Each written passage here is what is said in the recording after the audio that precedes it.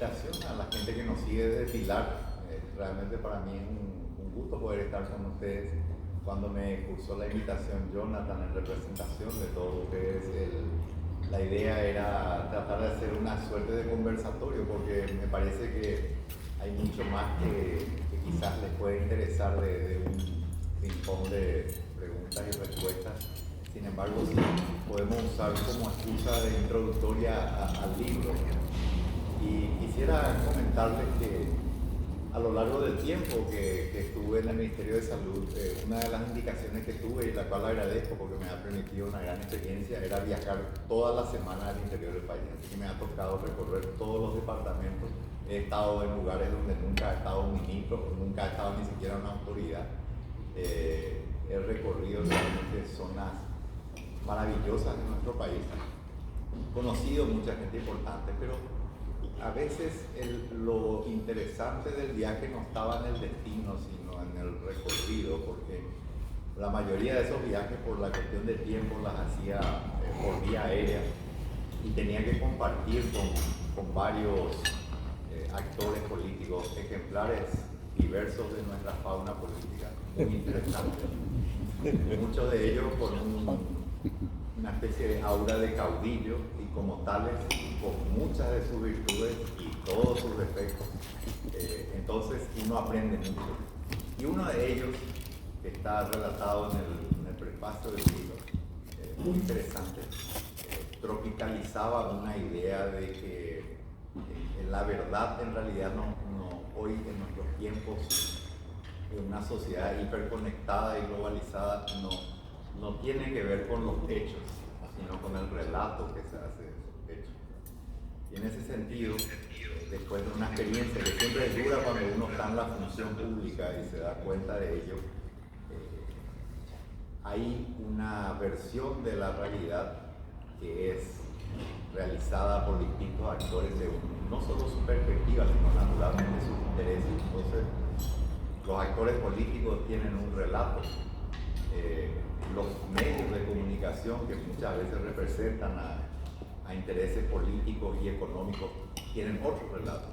Y hoy yo le sumaría otra cosa, que son los formadores de opinión.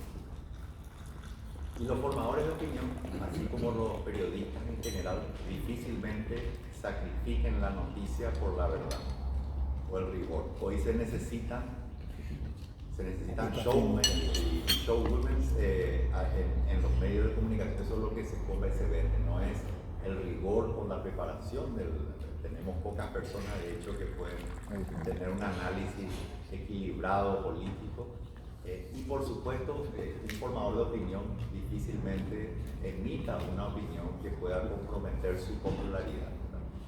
Y en nuestro país, hacer una tarea en el ámbito público es mucho más fácil poder interpelar al público desde el lado de la siempre desconfianza en cualquier tipo de acción que se haga del lado público. Lamentablemente hay mucho fundamento para que eso ocurra, porque han habido procesos y han habido experiencias negativas, pero también cuesta mucho. Entonces, esa fue un poco, es un recuento que les hago porque explica de alguna manera que estimula a alguien que ha estado en esta función pública como un testigo privilegiado de estos eventos a escribir un libro. Aparte es una práctica saludable que en democracias más maduras del mundo se realiza con asiduidad. Y bueno, mi intención fue poder contar mi relato desde mi perspectiva privilegiada, como dije antes, directamente al público, porque hoy el público se forma su opinión sobre la base de los insumos que recibe de los medios de comunicación. Eso, dependiendo de nuestro nivel de procesamiento o de lectura comprensiva, como diría algún periodista de política, cuesta bastante. Bueno, entonces eso es un poco lo que me movió dentro del libro, y poder contar de primera mano en términos muy sencillos a la población que muchas veces no sabe cómo se maneja el ámbito político, el peso de la burocracia pública, que yo diría que es el enemigo más grande, incluso por fuera de los actores que siempre están tratando de llevar agua a su molino. Ahí está uno de los factores más importantes. Entonces, En ese sentido hago una pequeña reseña personal, más que nada para poder entender de dónde provengo y cuál sería el estímulo para alguien como yo para poder meterse en la función pública, ¿verdad? Yo tuve una historia personal un poco, digamos, marcada por la posibilidad de recorrer todos los ámbitos de nuestra sociedad y creo plenamente que la calidad de un hombre no se mide por los lugares donde ha estado, sino cómo los ha recorrido, ¿verdad? Y bueno, había una suerte de posibilidades en muchos de ustedes que a lo mejor son un poquito mayores y en mi generación todavía, esa posibilidad de interactuar en todos los estratos sociales genera un roce que es muy importante para generar una sensibilidad. Bueno, eso me ha ocurrido y después también en mi carrera profesional tengo una especialidad como Jonathan casualmente, que en el momento que yo volví al país había muy poca gente, entonces tuve una carrera un poco más acelerada de lo que normalmente se esperaría. Y llegué a un nivel de madurez en esa carrera profesional y generaron otras inquietudes. El presidente de la República me plantea en un momento dado, yo fui compañero de colegio y empecé a colaborar de manera bastante distante al comienzo y eso fue aumentando con el paso del tiempo. Y en un momento dado él me plantea que quería contar conmigo como ministro. Eso fue hace mucho tiempo.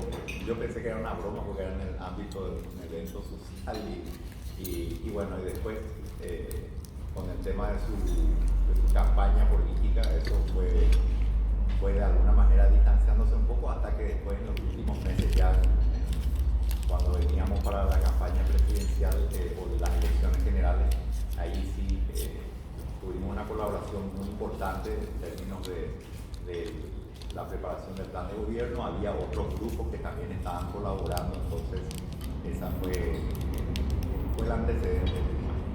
Pero creo que vale la pena detenernos un poquitito en el sentido de por qué alguien de un perfil, un outsider, por decirlo así, porque yo no soy un político profesional, no estoy afiliado a ningún partido político, aunque sí soy un hombre y siempre he sido un hombre muy interesado en la política. Creo que es una herramienta fundamental, indispensable para cambiar el destino de nuestros pueblos, ¿verdad? Así que yo no reniego de ella y creo que se puede hacer política con integridad y confío en eso. Y mi único temor hoy, después de que cualquiera que ha estado en este ámbito sabe que nadie sale sin rasguños de eso, pero mi única preocupación es que aquellos jóvenes que sientan el llamado realmente no rehuyan de eso, porque necesitamos ocupar esos espacios, porque si no van a ser ocupados por una clase política que con toda razón creo yo tiene bastante desdibujada su imagen, ¿verdad? Bueno, entonces lo que quería mencionar es que en salud, así como educación, requiere realmente profundas reformas, y esas reformas requieren muchas veces, yo creo que ahí hay un acierto del presidente, no en mi figura personalmente, sino en el perfil de lo que él buscaba, porque simple y llanamente cuando uno tiene que hacer estas profundas reformas, los tiempos son prolongados, el desgaste del diálogo, de los cambios que hay que hacer es sumamente elevado y no tiene un rédito ni político ni mediático interesante. Yo lo suelo comparar como establecer los cimientos de una construcción. Uno pasa por la calle y no ve los cimientos, pero es lo más importante para cuando se construya el edificio. Bueno, y eso es lo mismo. Entonces, un outsider puede hacer eso porque está predispuesto a ese cambio, está predispuesto a ese sacrificio,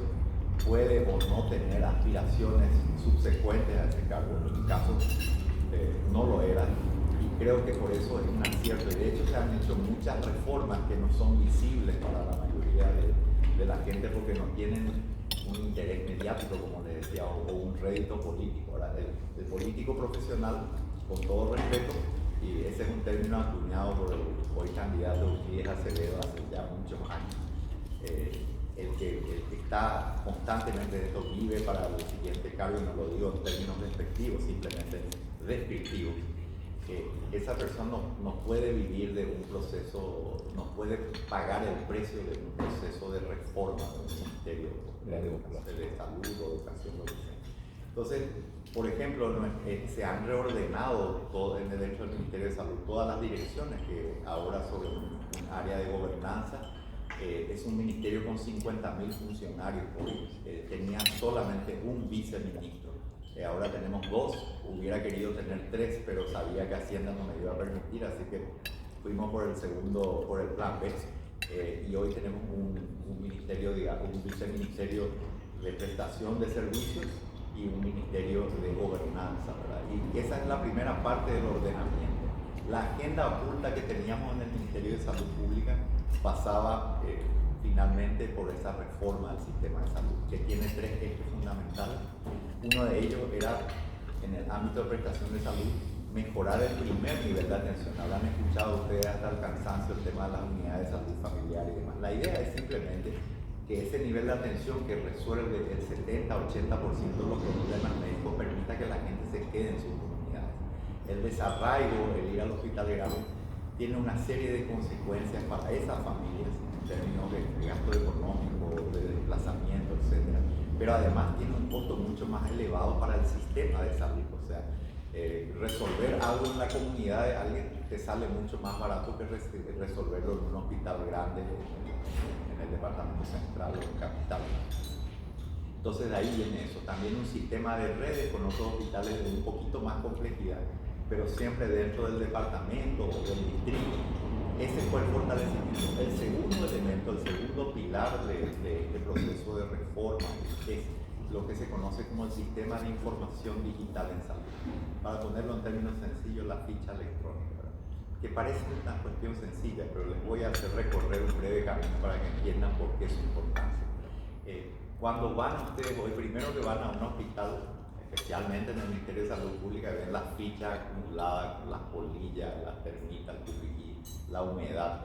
Eso es lo peor, ¿verdad? Y 4 o 5 horas de espera, las personas vienen de madrugada, a veces ponen botellita para su lugar en la fila. Es realmente denigrante y se necesita una atención. Con ese proceso de la informatización, que virtualmente no existía en el Ministerio de Salud Pública, entonces uno logra que primero que estas personas, estos compatriotas, esperen menos tiempo, pero después pasan más tiempo con quien deben, con el médico, ¿verdad? Y además queda registrado y esa atención médica se puede compartir con otros colegas, porque hoy son como compartimientos de estanco, o era como compartimientos de estanco. Uno iba y empezaba de nuevo, no había ninguna, las fichas se encontraban y la espera como le hago. Bueno, entonces la calidad de la atención es importante, pero no es ni siquiera lo más importante. Hoy la ficha electrónica permite ver qué medicamentos retiró ese paciente, cuántas veces en el mes vino a retirarse, quién le prescribió esos medicamentos. Entonces tenemos ahí una cuestión de transparencia que antes no existía. Pero aún más importante que eso, hoy permitimos hacer una planificación a partir de datos que simplemente no existían. O sea, entiendo que muchos de ustedes deben ser empresarios o deben estar en varios ámbitos y rubros. Saben que la clave de una planificación o de la posibilidad de un negocio tiene que ver con tener datos fidedignos. Salud simplemente no los tenía. Y ahora, aunque no es perfecto, los tiene y los puede procesar. Entonces, la planificación año de cuántos antibióticos necesito, cuántos antihipertensivos, se hacía básicamente tipo Boy Scout, así, poniendo el dedo ahí el viento a ver más o menos cómo quedaba. Y era un corta y pega de cada año. Hoy tenemos un centro nacional que recoge los datos de estas fichas electrónicas y permite hacer una planificación no solamente anual, sino incluso acomodada a las crisis casi cíclicas que tenemos, así como las hay en el campo, con el tema de la sequía o a veces las inundaciones o cualquier tipo de calamidad, digamos, de ese tipo.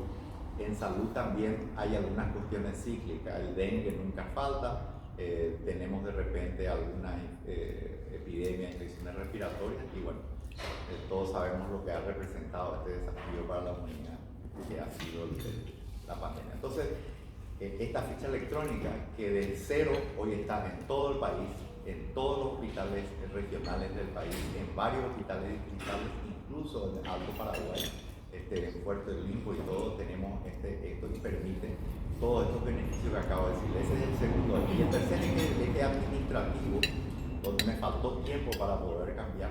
Y ese sí que es un tema muy complejo, pero la base está en poder hacer licitaciones de mayor calidad. Hemos ahorrado casi 20 millones de dólares en 70 medicamentos, digamos, de uso estratégico. También hay un 20 a 30% de descenso en todos los precios. Eso, intuitivamente ustedes se imaginarán que los precios deben subir con el paso del tiempo, sin embargo han bajado, ¿verdad? Eso genera problemas importantes, sobre todo con las compañías farmacéuticas, poderes de facto muy complejos, con los cuales el relacionamiento es bueno si no se tocan los intereses, ¿verdad? Ahora, cuando uno hace respetar los intereses institucionales, sin ninguna duda, las confrontaciones aparecen rápidamente. Pero la idea es hacer un proceso transparente. Yo no creo, y bueno, mi paso por la administración pública me ha hecho aún más escéptico, no creo, digamos, en la honestidad total de la gente. Lo que hay que hacer son procesos menos vulnerables, ¿verdad? Entonces, informatizar, usar elementos de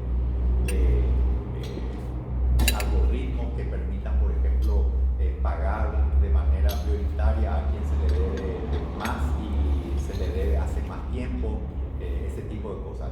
Nunca ocurría. La planificación era A, B, C y D, vamos a pagarle en ese orden, y siempre venía B en vez de C, a pesar de que el ministro ya decía o firmaba algo. Faltaba una factura, faltaba una cosa. Entonces, esa estructura intermedia es compleja, ¿verdad? Compleja y bueno, pero hay que enfrentarla y ir adelante. No, ese es más o menos el escenario de todo lo que nos ha tocado enfrentar, y en ese proceso el ministro de Salud es un poco, es sin duda médico, es epidemiólogo, es arquitecto, es ingeniero, es diplomático, es abogado, es político, todo eso, y naturalmente no tenemos aptitudes para todo eso, pero uno se va haciendo por el camino, y representa realmente un desafío internacional, internacional en la representación del país. Y sobre todo representa un problema el hecho de que no hay una inversión histórica.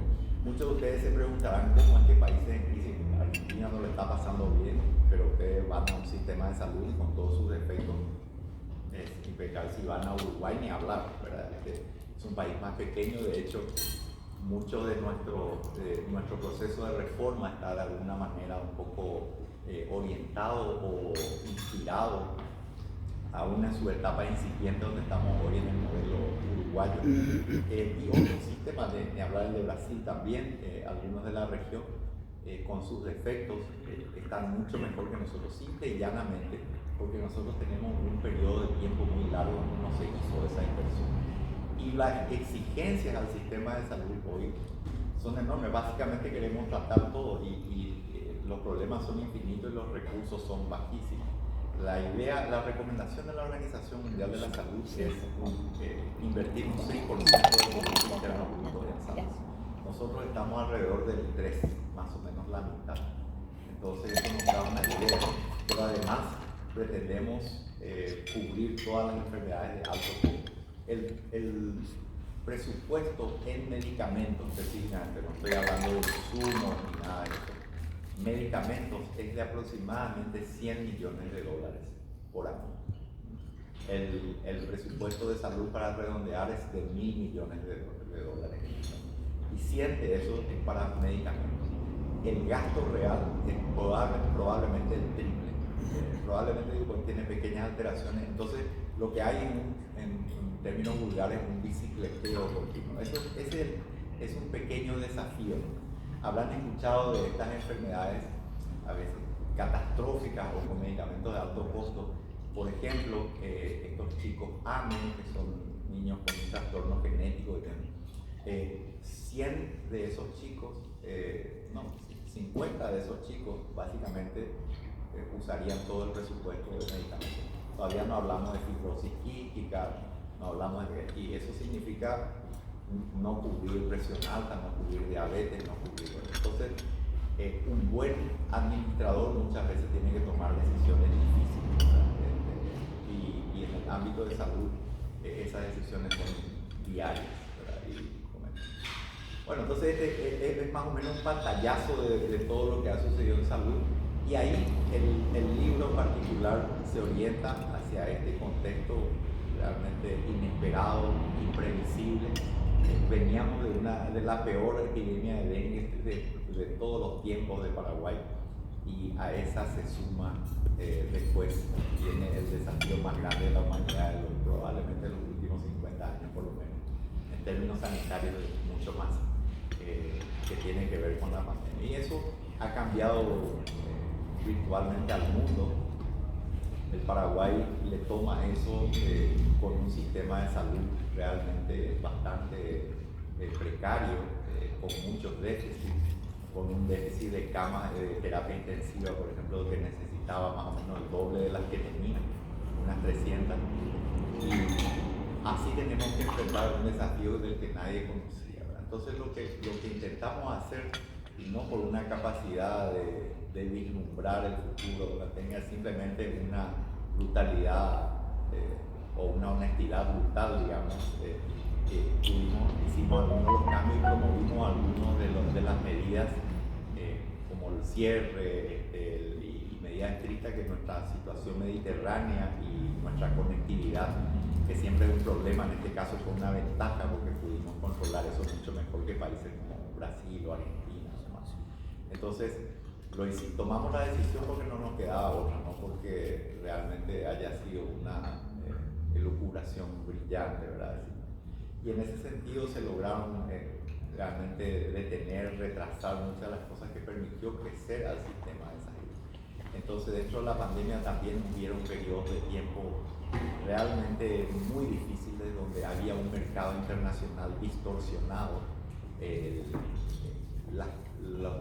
Para darles una idea, los tapabocas salían 215 guaraníes en diciembre del 2019 y salían 4.500, 5.000 guaraníes o más en marzo del 2020.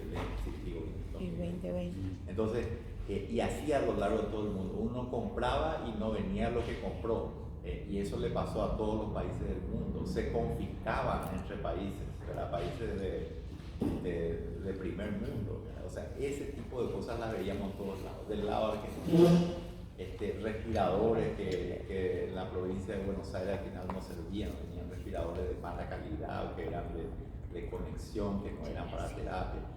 Lo propio ocurrió en Suecia, en Alemania, en Estados Unidos, en todos lados. Entonces era una situación realmente catastrófica, y Paraguay tenía el gran problema de que era como ir al supermercado y nosotros nos íbamos con bonos, ¿verdad? La gente se iba con cash y nosotros nos íbamos con bonos para mal pagador, ¿verdad? Entonces, una serie de elementos, y a eso hay que sumarlo otra vez una situación política siempre tensa, amenazas de juicio político, margen de maniobra muy pequeño. Entonces, con el diario del lunes, oye, ¿por qué no hablaste con fulano más temprano? ¿Por qué no le compraste?